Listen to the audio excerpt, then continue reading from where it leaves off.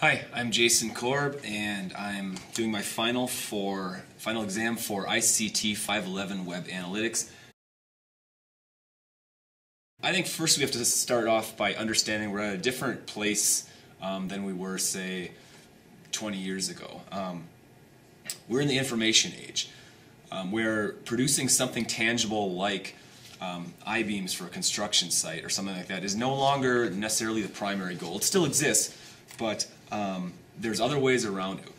What's really important nowadays, I think, is information and intellectual property.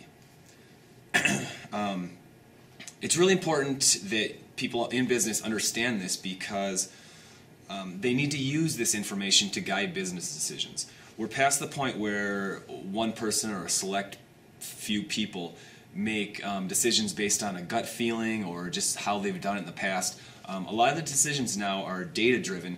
People, executives, like to see, why are you making these decisions? Do you have proof, at least from past experience, that these decisions will turn out in our favor? Communication is huge. It's growing. I don't see it slowing down at all. Our ability to communicate with one another is just increasing on multiple levels. We have phones, the internet, email, all different avenues where we can communicate with each other. I think for most people, I think this is arguable, but it's probably the internet is probably one of their primary forms of communication and collecting information. I think people would really freak out if it wasn't there one day because they just expect it to be there. Because for a while now it's been there. So I think it only makes sense from a business standpoint that you would want to collect as much of that information as you can. It's out there, we can get a lot of it, and it's really cost effective. I think actionable data in itself is pretty easy to understand, in my opinion. It is the ability to analyze data and recognize that something is happening, be it good or bad, and the understanding of that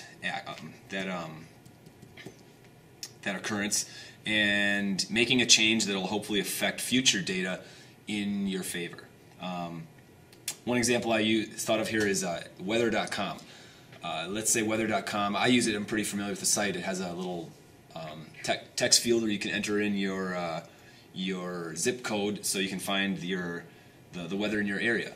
If they switched up the layout and it was no longer easy to find, they might see an increase in bounce rates. And looking at their data, they could say, "Hey, we shouldn't have done this. Let's switch it back." That would be something real easy and actionable. They would be able to see the dip in either traffic or an increase, not dip in traffic, but an increase in bounce rates, and take action to fix that problem. On the surface, a lot of things with information and communications can seem intangible because it's not something physical you can hold on to. But I think there's a clear difference. To me, if something's tangible, was a conversion made? Did the user come to the website and accomplish the task that the company intended? For example, in weather.com, it could be finding the weather. Another site like Amazon or eBay, it could be completing a purchase. Something that it's intangible could be the amount of traffic that comes to a website.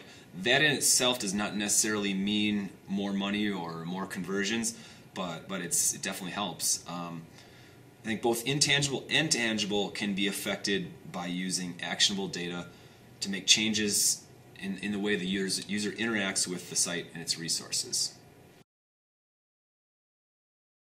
I think metrics are huge if set up correctly.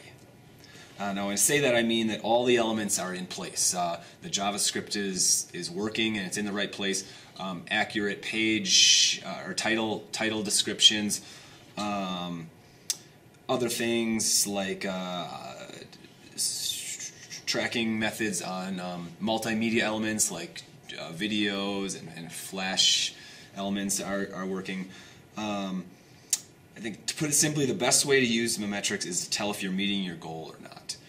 For instance, you could set up a metrics to see if the amount of visitors to your site improved after modifying the keywords on your homepage. You can get really specific with metrics and drill down to a real specific goal, or it can be broad, like maybe increasing returning visitors to your site by 25% over the next quarter. Either way, it's important to focus on a few critical goals and then your metrics versus you just having a ton of goals right away, and I think people would get a little lost and it would lose some value. So I think it's real important with your metrics to pick a few and try to meet those and understand those first before moving on to something else. Web traffic, to me, is the movement of users around different URLs and the activities they perform while they're there. Analyzing this involves the study and understanding of why visitors do what they do, and try to use this information to your advantage, your company's advantage. For the individual company, web traffic is more important to look at once a visitor comes to the website. Do they spend a long time there? Why or why not? Where are they going once they leave? Are they going to a competitor's site, or are they just leaving? The main goal of analyzing web traffic is to be able to answer the question, why? And then once the why is known, how can you use that knowledge to make it more beneficial to your company to try to maybe fix the why? Optimizing web traffic is trying to get more traffic to your site. And then once they're there, having you user follow the steps that you intend to complete what you want them to complete. Like we talked about earlier, completing a conversion could be one of your goals, or completing more conversions could be one of your goals. There's a lot of different ways you can optimize web traffic. I don't think it's a one-size-fits-all kind of approach. Bigger companies might be able to spend a lot more money on pay-per-click campaigns, or spend more money on certain keywords to improve their search ranking, whereas smaller companies might have to do it with better code. Enough traffic could be coming to the site, but visitors might not be converting because maybe a problem internally. In that case, you'd be trying to optimize the web traffic once they're already at your site. Back to keywords, one of the things you might want to look at is being real strategic, like which keywords that we can purchase or use in the searches will give us the most bang for the buck. Another approach could be to let others spread the word about your site through things like Facebook or blogs, other things that could bring more users in. I think that all kind of falls into optimizing web traffic to bring more people to your site. This is interesting. I like this question because it involves a lot of your personal thoughts on this.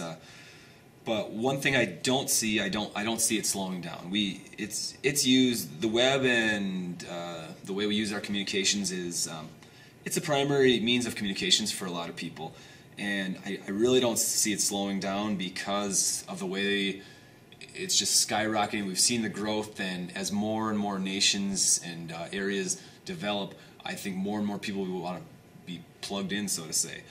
So I really don't see it slowing down. Nor do I see someone really being able to pull back the reins on it, because just the nature of it, it's real difficult. It's almost like a kind of a civilized form of a virus, sort of say, with the code you can put in this stuff. Real hard to regulate, in my opinion. Here's some things I kind of maybe think might happen. Predictive analytics gets better. Improved algorithms for better accuracy, better predictions, so people will feel more comfortable following some of the decisions that are based on the data because of a proven track record. Social media is huge. I don't see that slowing down. Like I said, especially with other developing areas wanting to jump on board. There's one thing I didn't really hear about at all, but I think law enforcement and kind of fighting crime might start taking advantage of analytics, specifically predictive analytics.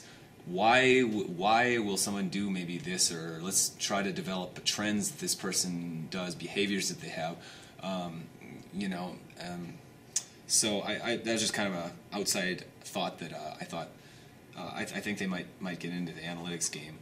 And the last thing is I predict, I guess, increased invasion of privacy. I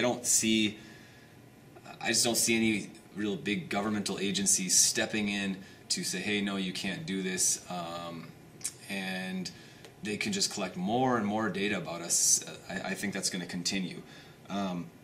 Some people, I think, will say too much, throw in their cards. Their privacy trumps the online experience because they're just sick of it. So I don't know. We'll see. So that's my final. Thanks for watching.